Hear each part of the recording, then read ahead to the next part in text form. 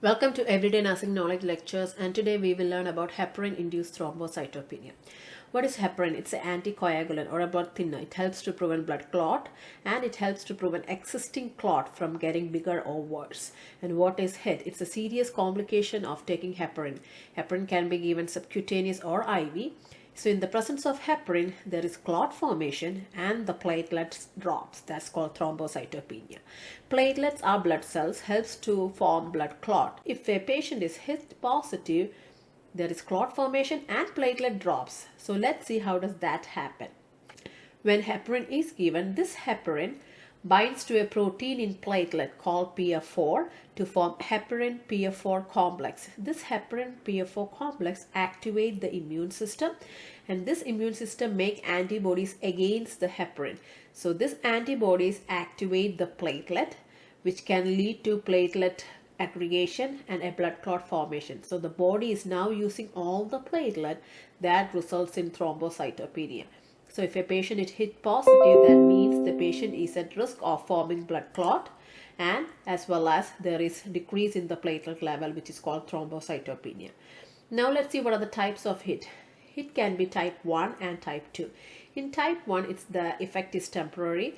After taking heparin, within first few days, within 1 to 2 days, platelet drops. It's transient or temporary. And platelet returns to normal after stopping heparin. There is no risk for blood clot, and usually if it is HIT positive 1, it doesn't require any treatment. Whereas in HIT 2, the immune system is involved.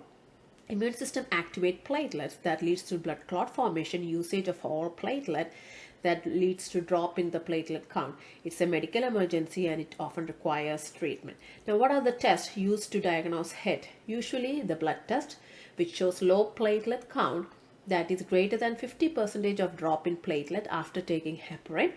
Another blood test for HIT positive can be done by two methods: SRA, which is serotonin release assay. It is highly specific and it is the gold standard test for HIT, or by ELISA method. Now, what are the treatment for HIT positive?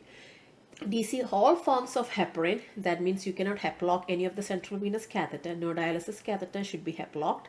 No usage of low molecular weight heparin, example Lovinus, fragment, etc. Avoid heparin use if history of HIT positive. You also have to monitor for clotting risk. It can be venous blood clot or arterial blood clot. Example for venous thrombosis include DVT-PE, and arterial thrombosis include risk of getting MI, stroke, or heparin-induced skin necrosis. The patient needs to be prescribed an alternative anticoagulant to prevent clotting risk, and the medications are direct thrombin inhibitors, example argatroban, bivalirudin, or direct oral anticoagulants of under Parinox. So today we learned about heparin-induced thrombocytopenia, and thanks for watching my video.